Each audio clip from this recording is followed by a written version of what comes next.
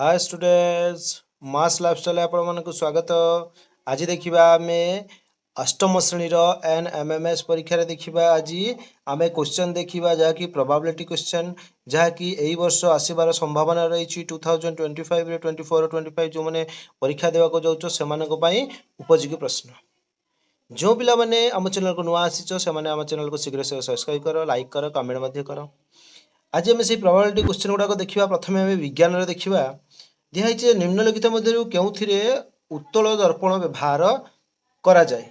Torch light, motorcycle headlight, क्षर हेबा दर्पण ना मोटरसाइकेल दर्पण केउथिरे व्यवहार करा जाए ना मोटरसाइकेल दर्पण रे व्यवहार करा जाए। कौन ना उत्तल दर्पण व्यवहार करा जाए। दुई रे देखि पृथ्वी को केउ ग्रह आख्या दिया जायछि? जल ग्रह, नील ग्रह, लोहित ग्रह एवं शीतल ग्रह। कोउटा आख्या दिया जायछि ना जल ग्रह आख्या दिया जायछि।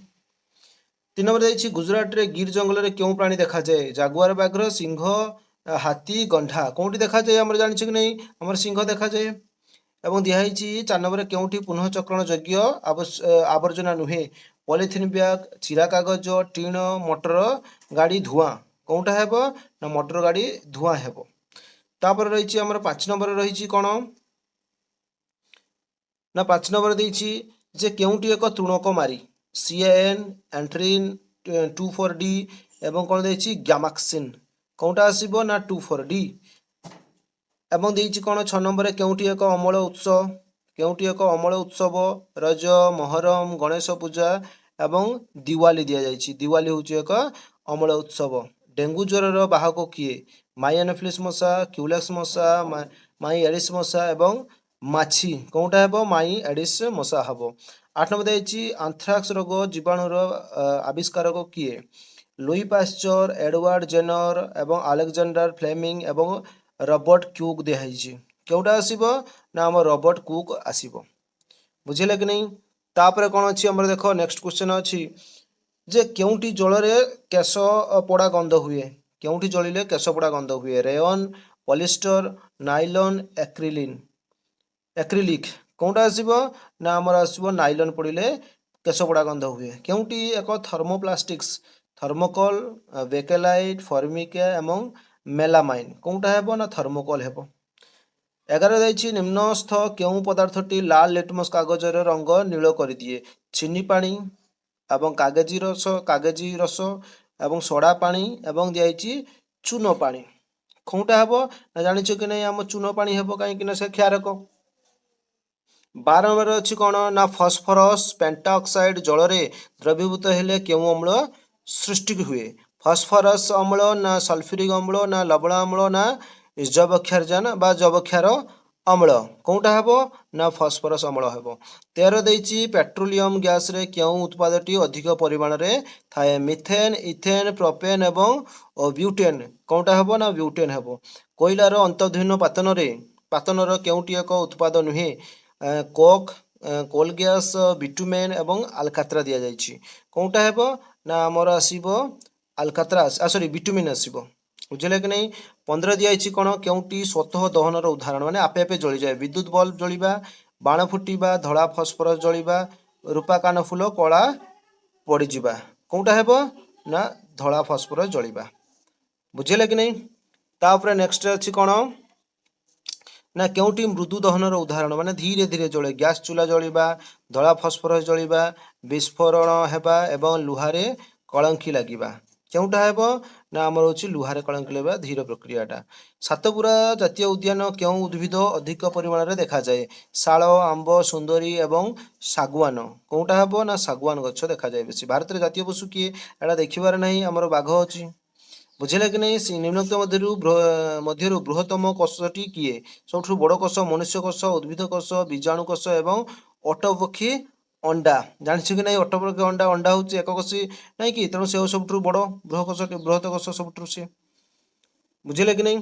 तापर दियाइछि कोन ना कुकुड़ा अंडारे थिबा धला तरल पदार्थ कौन? जीवकोष, कोषभित्ति, आल्बुमिन एवं फितक। कोउटा आसीबो ना आल्बुमिन हबो।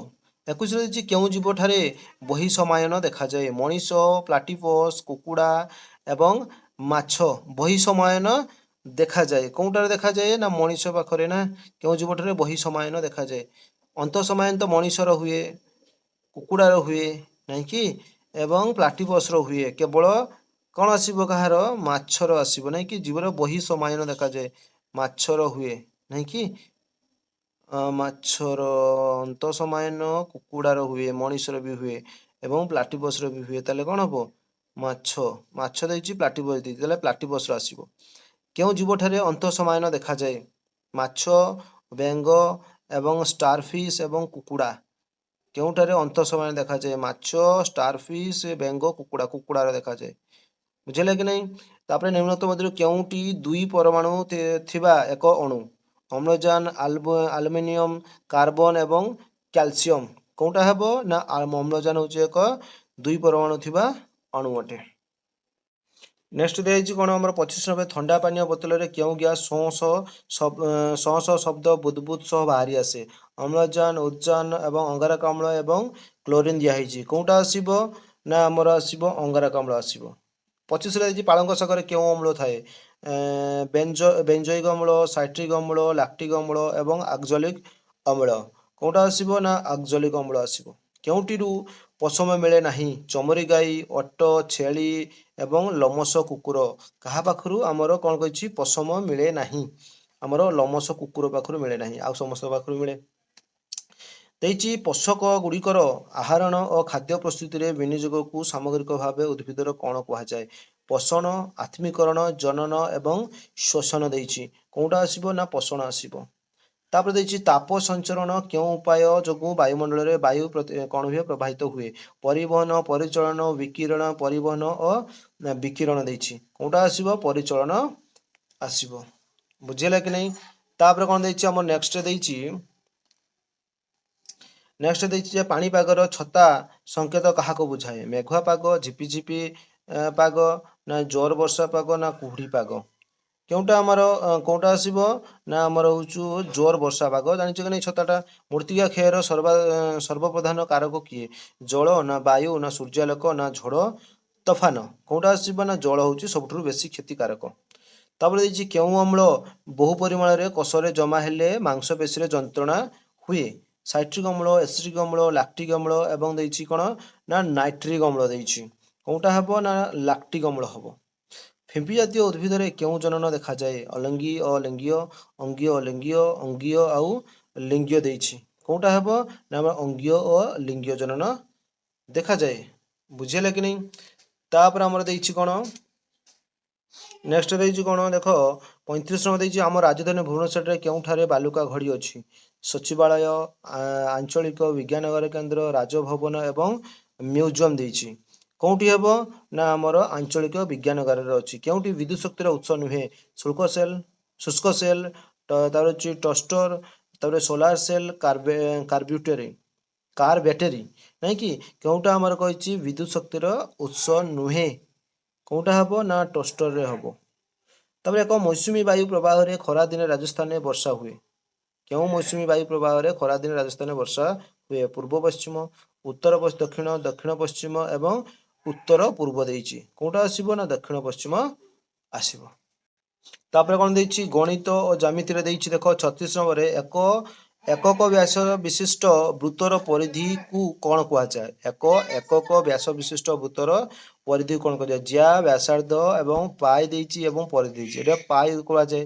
ଜାଣିଛ କି ନାହିଁ? ଆମର ପାଏ ହେଉଛି ବୃତ୍ତର ପରିଧି ବୋଲି କୁହାଯାଏ। ନିମ୍ନୋକ୍ତ ମଧ୍ୟରୁ କେଉଁଠି -7xy ର ସଦୃଶ୍ୟ ବର୍ଣ୍ଣନା? ସଦୃଶ୍ୟ ମାନେ କ'ଣ? ଏକା ଭଳି ହେଉଥିବ।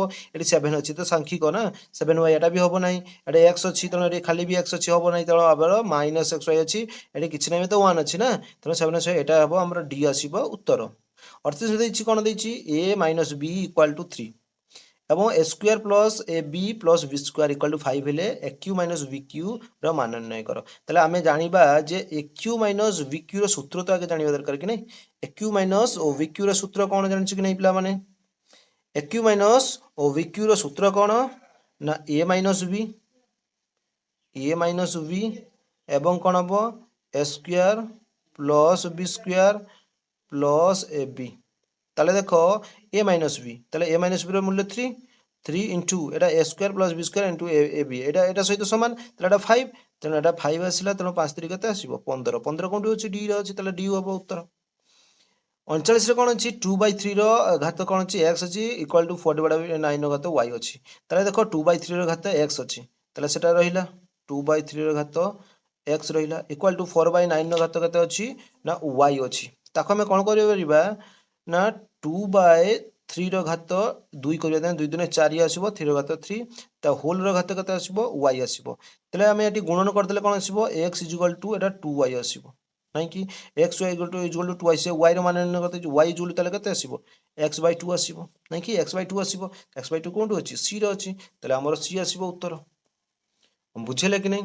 ନେକ୍ସଟ ଆମର କ'ଣ ଦେଇଛି ଦେଖ 40 ନମ୍ବରରେ ଯେ 8/125√3 ପ୍ଲସ୍ -64/1331√3 ହେଲେ ଇକ୍ୱାଲ୍ ଟୁ କେତେ ହେବ, ତାର ମୂଲ୍ୟ କେତେ ହେବ? ଦେଖ 8/√3 ମାନେ କେତେ ହେବ 8/125 ର ଘାତ 1/3 ପ୍ଲସ୍ -64/1331 ର ଘାତ କେତେ ଆସିବ 1/3 ଆସିବ। ଇକ୍ୱାଲ୍ ଟୁ ଦେଖ ଏଟାକୁ କ'ଣ କରିପାରିବା 2/5 ର ଘାତ 3 କରିପାରିବା, କାହିଁକିନା 2 ଦୁନେ 4, 4 ଦୁନେ 8, 5 5 25 125, ତାର ହୋଲ୍ ର ଘାତ କେତେ ଆସିବ 1/3 ପ୍ଲସ୍ ଏଠି କେତେ ଅଛି 4 4 16 16 64 ମାନେ -4/11, ନାଇଁ କି 11 11 ଗୁଣିଲେ କେତେ ହେବ 121 ର ଗୁଣିଲେ 121 ପୁଣି 181 ର 11 ଗୁଣିଲେ କେତେ ହେବ 1331, ମାନେ 11 ର କ୍ୟୁ ଇକ୍ୱାଲ୍ ଟୁ 1331, ତାର ହୋଲ୍ କ୍ୟୁ କେତେ କରିଦେଲେ 1/3 କରିଦେଲେ। ତାହେଲେ କ'ଣ ହବ ନା 2/5 ର ଘାତ କେତେ ଅଛି ନା ଘାତ ହବ 3 × 3 ମାନେ ଏଟା 3 3 କାଟିଯିବ, ଏଠି ବି 3 3 କାଟିଯିବ, ରହିବ କେତେ ନା 2/3 ପ୍ଲସ୍ ଏଟା କେତେ ଆସିବ -4 -4/11। ତାହେଲେ 5 11 ର ଲସାଗୁ କେତେ ହେବ 11 5 55 ଆସିବ, ନାଇଁ କି 55 ଆସିବ। ତାହେଲେ 5 ର ଗୁଣିଲେ କେତେ ଆସିବ 11 ଆସିବ, 11 ଦୁନେ 22 ପ୍ଲସ୍ ଏଠି ଅଛି 11 5 55, ତାହେଲେ 5 4 -20, ଏଟା ଆସିବ -20 ଇକ୍ୱାଲ୍ ଟୁ କେତେ ଆସିବ -20 ଯୁକ୍ତ ପ୍ଲସ୍ ମାଇନସ୍ ମାଇନସ୍ ହେଇଯିବ 20 ରୁ, ତାହେଲେ 22 ରୁ 20 ଗଲେ କେତେ ଆସିବ 2, 2 / କେତେ ଆସିବ 55 ଆସିବ। କୋଉଠି ଅଛି ନା ଏ ରେ ଅଛି। ବୁଝିଲେ କି ନାହିଁ? 41 ନମ୍ବରରେ କ'ଣ ଦେଇଛି ନା ଏକ ସମକୋଣୀ ତ୍ରିଭୁଜର ସମକୋଣ ଭିନ୍ନ ଅନ୍ୟ ଦୁଇଟି କୋଣର ମଧ୍ୟରୁ ଗୋଟିଏ କୋଣର ପରିମାଣ 4 ଗୁଣ ହେଲେ କୋଣର ପରିମାଣ କେତେ? ସମକୋଣୀ ତ୍ରିଭୁଜ ମାନେ କ'ଣ ହବ ଗୋଟିଏ କୋଣର ଯଦି ପରିମାଣ 90 ଡିଗ୍ରୀ ସମୀକରଣ, ଆଉ ଅନ୍ୟ ଦୁଇଟି କୋଣ ମଧ୍ୟରେ ଗୋଟିଏ ଯଦି x ହୁଏ ଆଉ ଗୋଟେ କେତେ ହେବ 4x ହେବ, ତାହେଲେ x ଆଉ ଦୁଇଟି କୋଣ ମିଶି କେତେ 90 ଡିଗ୍ରୀ, ତାହେଲେ 4x x ମିଶି 5x, ତାହେଲେ 5x ଇକ୍ୱାଲ୍ ଟୁ କେତେ ହେବ 90, ତାହେଲେ x ଇକ୍ୱାଲ୍ ଟୁ କେତେ ହେବ 90/5, ତାହେଲେ କେତେ ଆସିବ 18, ନାଇଁ କି? ତାହେଲେ ଗୋଟେ ଆସିଲା 18 ଆଉ ଗୋଟେ କେତେ ଆସିବ 4x ଅଛି, ତାହେଲେ 4 × 18 18 ଚଉ କେତେ ହେବ 72, ତାହେଲେ ଗୋଟେ ହେଉଛି 18 72, 18 72 ଏଇଠି ଅଛି, ଏଇଠି ଅଛି ଏ ରେ ଅଛି, ତାହେଲେ ଏ ହେବ ଉତ୍ତର। ବୁଝିଲେ କି ନାହିଁ?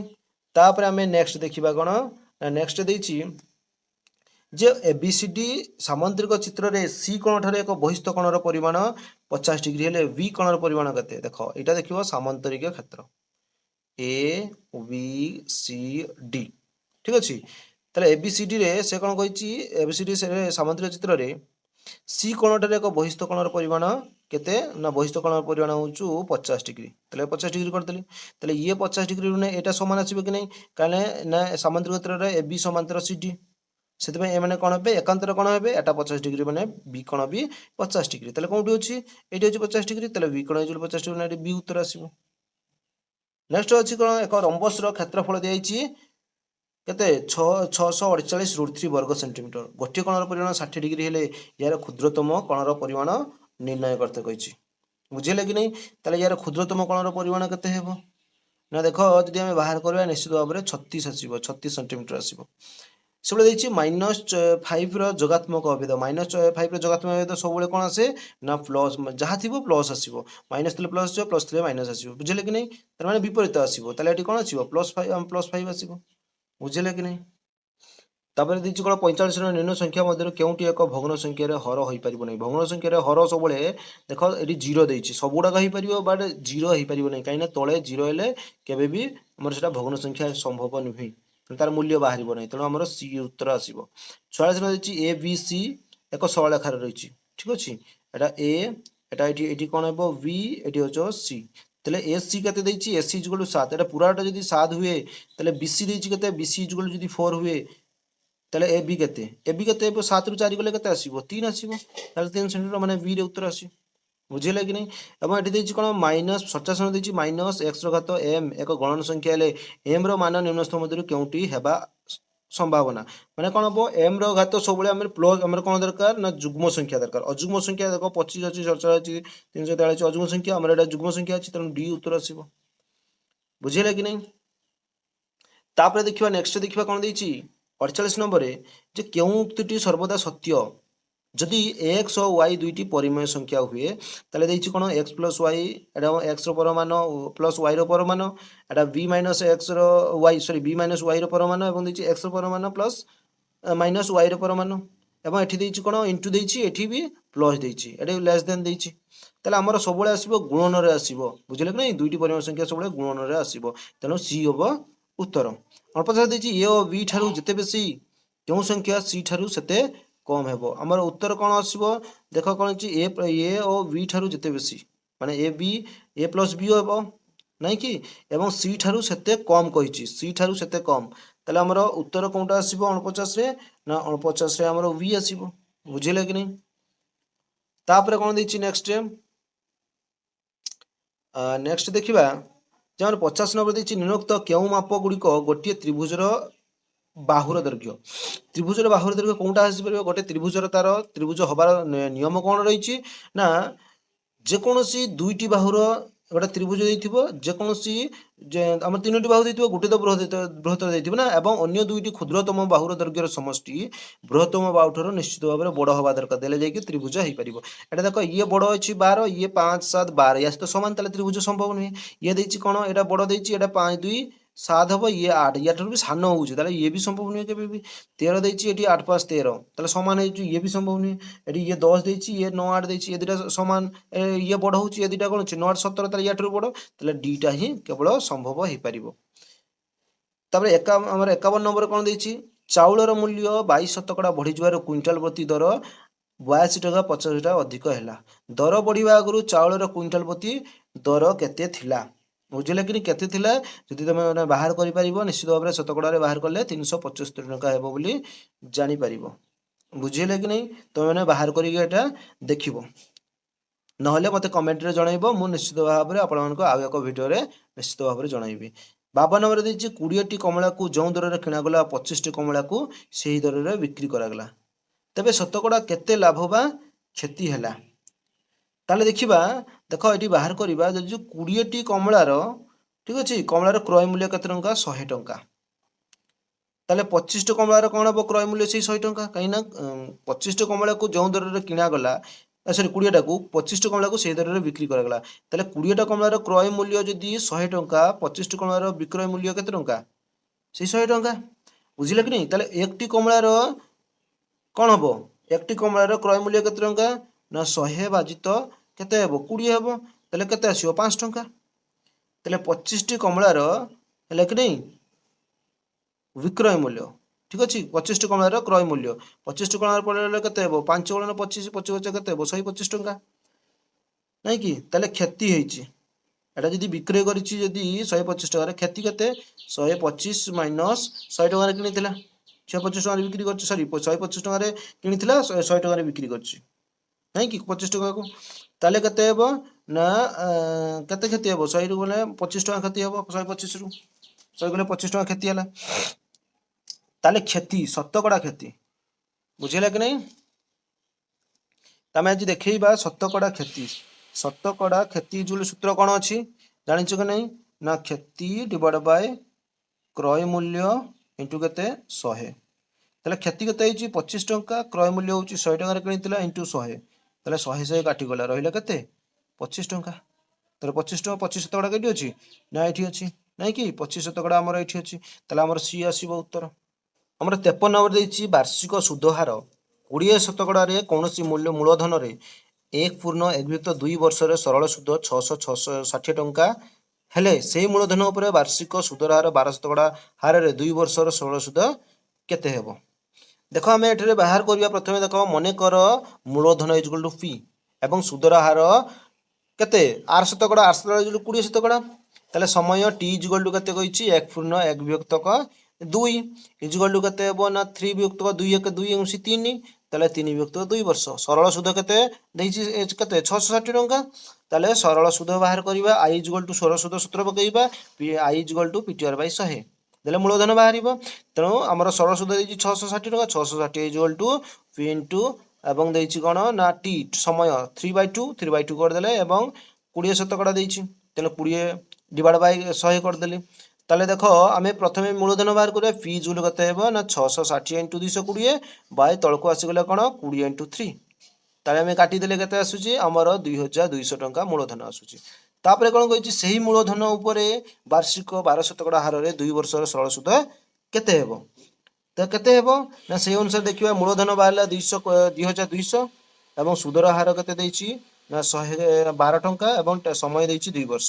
ତାହେଲେ ସେ ବି ସରଳ ସୁଧ କେତେ ନା PTR by 100 I equal to PTR by 100 P equal to 2200 into T ହେଉଛି ଟି ହେଉଛି ସମୟ ଦେଇଛି 2 ବର୍ଷ ଇଣ୍ଟୁ ଆର୍ ଦେଇଛି କେତେ 12% ଡିଭାଇଡ୍ ବାଇ 100।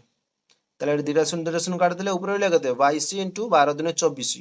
তাহলে 22 ইন্টু 12 দিনে 24 24 2224 গুণ কলে কেতে হচ্ছে 528 টঙ্কা। তাহলে আমার আসুଛି এইটি 528 আমার বি রে ଅଛି। বুঝিলে কি নাই? তারপরে 54 ଦେଇଛି ନିମ୍ନସ୍ଥ କେଉଁ ଉକ୍ତିଟି ତ୍ରିଭୁଜର ସର୍ବସମ୍ମତ ସର୍ତ୍ତ ନୁହେଁ? ବାକ ଏଟାର ସର୍ତ୍ତ ହଉଛି ଏବଂ ବାକ ବା ହଉଛି ସର୍ତ୍ତ, କ এইটা କେବେ ବି ସର୍ତ୍ତ ନୁହେଁ। ବୁଝିଲେ କି ନାହିଁ? କାହିଁକି ନା ବାବା ବା ବି ସର୍ତ୍ତରେ ଆସୁଛି କିନ୍ତୁ କ ଏଇଟା ସର୍ତ୍ତର ନୁହେଁ କେବେ ବି। ତେଣୁ ଆମ ସି ଉତ୍ତର ଆସିବ। 25 ସେଣ୍ଟିମିଟର 25 ମିଟର ଦୈର୍ଘ୍ୟ 15 ମିଟର ପ୍ରସ୍ଥ ବିଶିଷ୍ଟ ଆୟତାକାର ସଭାଗୃହର ଚଟାଣର ଟାଇଲ ବିଛାଯିବ। ତାହେଲେ ଏଟା ଦୈର୍ଘ୍ୟ ପ୍ରସ୍ଥ ଦେଇଛି ଗୋଟେ ଟାଇଲ ବିଛାଯିବ, କ୍ଷେତ୍ରଫଳ ଟାଇଲ ବିଛାଯିବ। ତାହେଲେ ଆମେ କ୍ଷେତ୍ରଫଳ ବାହାର କରିବା ନାଇଁ କି 15 ଦିନ 30 ତାହେଲେ 300 ଆସିଗଲା। ଗାଲିଚିର ଚଉଡ଼ା ଯଦି 120 ହୁଏ ତେବେ କେତେ ଲମ୍ବର ଗାଲିଚା ଦରକାର? ତ ଯଦି ଆମେ ଭାଗ କରିଦେବା ଆରାମସେ ପାଇଯିବା। ଭାଗ କରିଦେଲେ କେତେ ପାଇଯିବା ଆମେ ସେ ଅନୁସାରେ କରିଦେଲେ ଯଦି ଆମେ ସୂତ୍ର ପକାଇ କରିଦେବା ତାହେଲେ 250 ମିଟର ଦରକାର। ବୁଝିଲେ କି ନାହିଁ? 250 ମିଟର ହେଲେ ଆମର ହେଇଯିବ।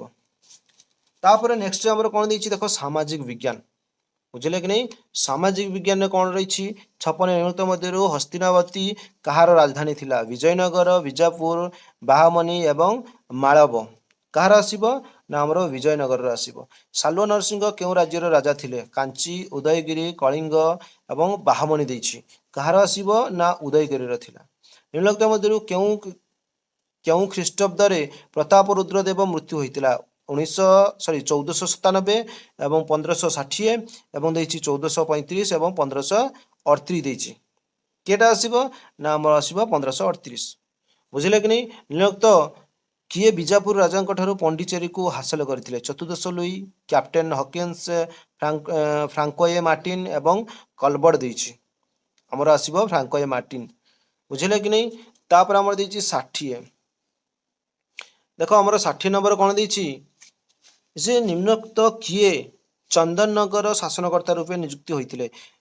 କଲବର୍ଟ, ଫ୍ରାଙ୍କୋଏ ମାର୍ଟିନ, ଡ୍ୟୁପ୍ଲେ ଏବଂ ହକିନ୍ସ ଦେଇଛି। ଆମର ଆସିବ ଡ୍ୟୁପ୍ଲେ ହେଇଥିଲେ। ଇଂରେଜମାନେ ପ୍ରଥମେ ନିମ୍ନୋକ୍ତ କେଉଁ ଫରାସୀ ଦୁର୍ଗକୁ ଆକ୍ରମଣ କରିଥିଲେ? ପଣ୍ଡିଚେରୀ, ମାନ୍ଦ୍ରାଜ, ସୁରତ ଏବଂ ସୁତାନଟି ଦେଇଛି। କୋଉଟା ଆସିବ ନା ଆମର ପଣ୍ଡିଚେରୀକୁ ଅଧିକାର କରିଥିଲେ। ପ୍ରଥମେ ଫରାସୀ ଦୁର୍ଗକୁ ଆକ୍ରମଣ କରିଥିଲେ। ଓଡ଼ିଶାରେ ନିମ୍ନୋକ୍ତ କେଉଁ ମସିହାରେ ପ୍ରଥମେ କଟକରେ ଏକ କଲେଜ ଆରମ୍ଭ ହୋଇଥିଲା? 1862, 1864, 1866 ଏବଂ 1868 ଦେଇଛି। କୋଉଟା ଆସିବ 1868 ମସିହାରେ। ଆମର 63 ଦେଇଛି ଭାରତରେ 1921 ମସିହା ବେଳକୁ ନିମ୍ନୋକ୍ତ ଶତକଡ଼ା କେତେ ମହିଳା ଶିକ୍ଷା ଲାଭ କରିଥିଲେ? 20, 22, 24 ଏବଂ 26 ଦେଇଛି। କେତେ ଆସିବ ନା ଆମର 22% ମହିଳା ଶିକ୍ଷା ଲାଭ କରିଥିଲେ। ନିମ୍ନୋକ୍ତ କେଉଁ ମସିହାରେ କଟକଠାରେ ରେଭେନ୍ସା ହିନ୍ଦୁ ବାଳିକା ବିଦ୍ୟାଳୟ ଆରମ୍ଭ ହୋଇଥିଲା? 1869, 1873, 1883, 1885 ଦେଇଛି। ତାହେଲେ ଆମର ଏଟା କୋଉଠି 1873 ମସିହାରେ ହେଇଥିଲା। କେଉଁଠି ଅସ୍ଥାୟୀ ଜନବସତି ସ୍ଥାପନର କାରଣ ନୁହେଁ? ଫଳମୂଳ ସଂଗ୍ରହ, ପଶୁପକ୍ଷୀ ଶିକାର, ବାଣିଜ୍ୟ ଏବଂ ଦେଇଛି ଇଟା ତିଆରି। କୋଉଟା ଆସିବ ନା ବାଣିଜ୍ୟ ଆସିବ। ନିମ୍ନୋକ୍ତ ମଧ୍ୟରୁ କିଏ ଦ୍ୱିତୀୟ ତିରୋରୀ ଯୁଦ୍ଧରେ ପରାସ୍ତ ହୋଇଥିଲେ? ମହମ୍ମଦ ଘୋରୀ, ପୃଥ୍ୱୀରାଜ ଚୌହାନ, ମାମୁଦ ଏବଂ କୁତୁବୁଦ୍ଦିନ ଆଇବାକ ଦେଇଛି। କିଏ ଆସିବ ନା ପୃଥ୍ୱୀରାଜ ଚୌହାନ ଆସିବ। ନିମ୍ନୋକ୍ତ କିଏ ଉଜ୍ଜୟିନୀରେ ଜ୍ୟୋତିର୍ବିଜ୍ଞାନୀ ପର୍ଯ୍ୟବେକ୍ଷଣାଗାର ପ୍ରତିଷ୍ଠା କରିଥିଲେ? ଅଜିତ ସିଂ, ଶାହାଜାହାନ, ଶିବାଜୀ, ମିର୍ଜାଫର। ତାହେଲେ କିଏ ଆସିବ ନା ଅଜିତ ସିଂ ଆସିବ। ବୁଝିଲା କି ନାହିଁ? ତାପରେ ଆମର ଦେଇଛି ନିମ୍ନୋକ୍ତ କିଏ ମିସଲ ଗୁଡ଼ିକ ଧ୍ୱଂସ କରିବାକୁ ଚେଷ୍ଟା କରି ବିଫଳ ହୋଇଥିଲେ? ନାଦିର ଶାହ, ମୁବାରିକ ଖାଁ ଏବଂ ଟିପୁ ସୁଲତାନ, ଅହମ୍ମଦ ଶାହ ଅବଦଲୀ। କିଏ ଆସିବ ନା ଆମର ଆସିବ ଅହମ୍ମଦ ଶାହ ଅବଦଲୀ ଆସିବ। ଔରଙ୍ଗଜେବଙ୍କ ସମୟରେ ନିମ୍ନୋକ୍ତ କିଏ ମରହଟ୍ଟା ଶକ୍ତିକୁ ଏକତ୍ରିତ କରି ମରହଟ୍ଟା ରାଜ୍ୟ ଗଠନ କରିଥିଲେ? ଶମ୍ଭୁଜୀ, ସାହୁଜୀ, ଶିବାଜୀ ଏବଂ ରାଜାରାମ ଦେଇଛି। ଆମର ଆସିବ ଶିବାଜୀ ଆସିବ। ବ୍ରାହ୍ମ ସମାଜ ନିମ୍ନୋକ୍ତ କେବେ ପ୍ରତିଷ୍ଠା ହୋଇଥିଲା? 1815, 1820, 1825 ଏବଂ 1830 ଦେଇଛି। ତାହେଲେ ବ୍ରାହ୍ମ ସମାଜ କେବେ ପ୍ରତିଷ୍ଠା ହୋଇଥିଲା? ନା ଆମର 1830 ମସିହାରେ ପ୍ରତିଷ୍ଠା ହୋଇଥିଲା। ପ୍ରାର୍ଥନା ସମାଜ ନିମ୍ନୋକ୍ତ ମଧ୍ୟରୁ କିଏ ପ୍ରତିଷ୍ଠା କରିଥିଲେ? ମହାଦେବ ଗୋବିନ୍ଦ ରାନାଡେ, ସ୍ୱାମୀ ଦୟାନନ୍ଦ ସରସ୍ୱତୀ, ରାଜା ରାମମୋହନ ରାୟ ଏବଂ ରାମକୃଷ୍ଣ ପରମହଂସ। ଆମର କରିଥିଲେ ମହାଦେବ ଗୋବିନ୍ଦ ରାନାଡେ ପ୍ରତିଷ୍ଠା କରିଥିଲେ। ତାପରେ ଦେଇଛି ଆମର କଣ ନା ଜ୍ୟୋତିବା ରାଓ ଫୁଲେ ନିମ୍ନୋକ୍ତ କେଉଁ ସ୍ଥାନରେ ଜଣେ ସମାଜ ସଂସ୍କାରକ ଥିଲେ? କଲିକତା, ଗୁଜରାଟ ଦେଇଛି ଏବଂ କାଶ୍ମୀର ଦେଇଛି ଏବଂ ମହାରାଷ୍ଟ୍ର ଦେଇଛି। ତାହେଲେ କୋଉଠିକାର ସେ ଥିଲେ? ନା ଆମର ମହାରାଷ୍ଟ୍ରରେ ଥିଲେ ଜ୍ୟୋତିବା। ବୁଝିଲେ କି ନାଇଁ? ଜ୍ୟୋତିବା ରାଓ। ଜୟୀରାଜଗୁରୁ ନିମ୍ନୋକ୍ତ କାହାର ଅଭିଭାବକ ଭାବରେ କାର୍ଯ୍ୟ କରୁଥିଲେ? ଯଦୁନାଥ ଭଞ୍ଜ, ଧନଞ୍ଜୟ ଭଞ୍ଜ, ତାପରେ ତ୍ରିବିକ୍ରମ ଭଞ୍ଜ ଏବଂ ଦ୍ୱିତୀୟ ମୁକୁନ୍ଦ ଦେବ। ତାହେଲେ କିଏ? ନା ଦ୍ୱିତୀୟ ମୁକୁନ୍ଦ ଦେବଙ୍କର ସିଏ ଥିଲେ ଜଣେ ଅଭିଭାବକ ଭାବରେ। 74 ଦେଇଛି 1798 ମସିହାରେ ନିମ୍ନୋକ୍ତ କେଉଁ ଘଟଣାଟି ଘଟିଥିଲା? ଜୟୀରାଜଗୁରୁ ରାଜ୍ୟର ସମସ୍ତ ପ୍ରକାର ଶାସନ ନିୟନ୍ତ୍ରଣରେ କ୍ଷମତା ନିଜ ହାତକୁ ନେଲେ। ରାଜା ଦିବ୍ୟ ସିଂ ଦେଶର ମୃତ୍ୟୁ ଘଟିଲା, ଦେବଙ୍କ ମୃତ୍ୟୁ ଘଟିଲା ଏବଂ ଦିବ୍ୟ ସିଂ ଦେବଙ୍କ ରାଜ୍ୟ ମଧ୍ୟରେ ଅନ୍ତର ଯୁଦ୍ଧ ହେଲା ଏବଂ ରାଜ୍ୟରେ ଦୁର୍ଭିକ୍ଷ ପଡ଼ିଲା। କୋଉଟା ଆସିବ? ଏଇଟା ଆସିବ। ତାପରେ ଦେଇଛି 75ରେ ମୁକୁନ୍ଦ ଦେବ ନିମ୍ନୋକ୍ତ କାହା ସାହାଯ୍ୟରେ ଖୋର୍ଦ୍ଧାରୁ ଇଂରେଜମାନଙ୍କୁ ତଡ଼ିବା ପାଇଁ ସ୍ଥିର କଲେ? ବକ୍ସି ଜଗବନ୍ଧୁ, ଦରା ବିଷୋଇ, ରତ୍ନନାୟକ ଏବଂ ମରହଟ୍ଟା ଦେଇଛି। କିଏ ଆସିବ? ନା ଆମର ମରହଟ୍ଟା ମାନଙ୍କୁ କରିଥିଲେ। ତାପରେ ଆସିଛି କଣ ନିମ୍ନୋକ୍ତ ମଧ୍ୟରୁ କେଉଁ ତୃଣଭୂମିକୁ ପୃଥିବୀର ରୁଟି ଝୁଡ଼ି କୁହାଯାଏ? ସାଭାନା, ପମ୍ପାସ, ତାପରେ ଲିଆନାସ ଏବଂ କାମ୍ପୁସ ଦେଇଛି। ତାହେଲେ ଆମର 76 ନମ୍ବରରେ କୋଉଟା ଆସିବ? ନା ପମ୍ପାସ ଆସିବ। 77 ହେଇଛି ନିମ୍ନୋକ୍ତ ମଧ୍ୟରୁ କେଉଁଟି ମନୁଷ୍ୟର ମୌଳିକ ଆବଶ୍ୟକତା ନୁହେଁ? ଫୋନ, ଖାଦ୍ୟ, ବସ୍ତ୍ର, ବାସଗୃହ। ଫୋନଟା ଆମର ଆବଶ୍ୟକତା ନହେଲେ ବି ଚଳିବ। ବୁଝିଲେ କି ନାହିଁ? କିନ୍ତୁ ଏଗୁଡ଼ାକ ଦରକାର। ଖାଦ୍ୟ, ବସ୍ତ୍ର, ବାସଗୃହ ନିଶ୍ଚିତ ଭାବରେ ଆମର ଆବଶ୍ୟକତା। ବୁଝିଲେ କି ନାହିଁ? ତାପରେ ଆମର ଦେଇଛି 78 ନମ୍ବର ଦେଇଛି କଣ? ନିମ୍ନୋକ୍ତ କେଉଁଠି ଆମର ରାଜ୍ୟର ମୁଖ୍ୟ ବନ୍ଦର? ଗୋପାଳପୁର, ପାରାଦୀପ, ଧାମରା ଏବଂ ଚାନ୍ଦବାଲି। ଆମର ସବୁଠୁ ବଡ଼ ବନ୍ଦର ଜାଣିଛୁ କି ନାହିଁ? 78 ନମ୍ବର ଆମର ବିରେ ଆସୁଛି ପାରାଦୀପ ବନ୍ଦର। ଆମ ରାଜ୍ୟରେ କେଉଁଠାରେ ବିଜୁ ପଟ୍ଟନାୟକ ଆନ୍ତର୍ଜାତିକ ବିମାନ ବନ୍ଦର ରହିଛି? ଏଇଟା ସମସ୍ତେ ଜାଣିଛ, ଭୁବନେଶ୍ୱର ଠାରେ ଆମର ରହିଛି।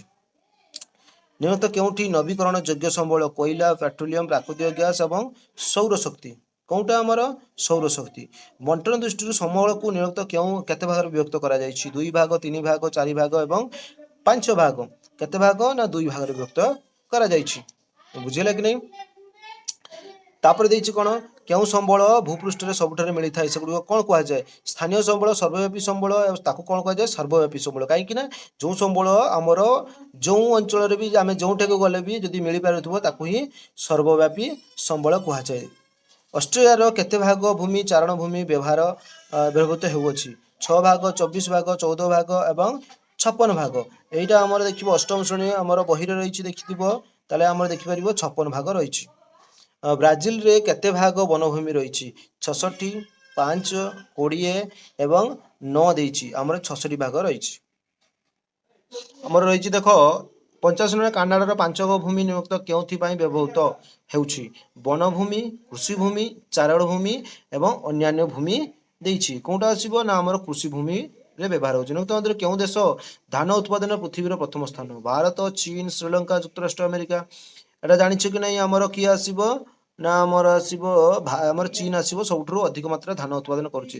ଧାନ ଚାଷ ପାଇଁ ନିମ୍ନୋକ୍ତ କେତେ ପରିମାଣରେ ତାପମାତ୍ରା ଆବଶ୍ୟକ? 23 ରୁ 23 ଡିଗ୍ରୀରୁ 28 ଡିଗ୍ରୀ ସେଲସିୟସ୍, 27 ରୁ 30 ଡିଗ୍ରୀ ସେଲସିୟସ୍, 32 ରୁ 34 ଡିଗ୍ରୀ ସେଲସିୟସ୍ ନା 32 ରୁ 36 ଡିଗ୍ରୀ ସେଲସିୟସ୍। କେତେ ଆସିବ? ନା ଆମର ଦରକାର 27 ରୁ 30 ଡିଗ୍ରୀ ସେଲସିୟସ୍ ଦରକାର, ମାନେ ବି ଉତ୍ତର ଆସିବ। ମକା ଉତ୍ପାଦନରେ ପୃଥିବୀରେ ନିମ୍ନୋକ୍ତ କେଉଁ ଦେଶ ପ୍ରଥମ ସ୍ଥାନ ରହିଛି? ଇଂଲଣ୍ଡ, ବ୍ରାଜିଲ, ଯୁକ୍ତରାଷ୍ଟ୍ର ଆମେରିକା ଏବଂ ଚୀନ ରହିଛି। ଆମର କୋଉଠି ହବ? ନା ଯୁକ୍ତରାଷ୍ଟ୍ର ଆମେରିକା ସବୁଠାରୁ ଅଧିକ ମକା ଉତ୍ପାଦନ କରିଥାଏ। ପୃଥିବୀର ଉପର ସ୍ତରକୁ କଣ କୁହାଯାଏ? ଭୂତ୍ୱକ, ମାଣ୍ଟଲ, କୋର ଏବଂ ନିଫେ। କୋଉଟା? ଆମର ଭୂତ୍ୱକ କୁହାଯାଏ। ବୁଝିଲେ କି? ଯେମିତି ଆମର ଅଧିକ ଚର୍ମ ଅଛି ଦେହରେ, ସେଇଭଳିଆ ସେକୁ ଭୂତ୍ୱକ କୁହାଯାଏ। ଏବଂ 90 ଦେଇଛି ଆକାଶରେ ଭାସମାନ ଅବସ୍ଥାରେ ଥିବା କଣା କଣା ଓ ତୁଷାର କଣାର ସମାହାରକୁ କଣ କୁହାଯାଏ? ମେଘ, ନିମ୍ନ ମେଘ, ମଧ୍ୟ ମେଘ ଏବଂ ବର୍ଷଣ। କୋଉଟା କୁହାଯାଏ? ମେଘ କୁହାଯାଏ। এইଠି ଆମର ଯାହାକି ଆମର ପ୍ରୋବାବିଲିଟି କ୍ୱେଶ୍ଚନ୍ ସରିଲା। ତୁମେମାନେ ନିଶ୍ଚିତ ଭାବରେ ଏହି ଭିଡ଼ିଓଟାକୁ ପୁରା ଦେଖିବ ମୋର ଆଶା ରହିଛି। ଯେଉଁ ପିଲାମାନେ ପୁରା ଦେଖିଛ ବା ଯେଉଁମାନେ ଦେଖିବାକୁ ଇଚ୍ଛୁକ ଅଛ ସେମାନେ ନିଶ୍ଚିତ ଭାବରେ ସବସ୍କ୍ରାଇବ୍ କଲେ ଆଗକୁ ବହୁତ NMS କ୍ୱେଶ୍ଚନ୍ ଆସୁଛି ଏବଂ ରିଏଲ୍ ମଧ୍ୟ କ୍ୱେଶ୍ଚନ୍ ଆସିବ। ଆପଣମାନେ ଯଦି ଦେଖିବେ ତାହେଲେ ନିଶ୍ଚିତ ଭାବରେ ପାଇପାରିବେ। ଏତିକି କହି ରଖୁଛି।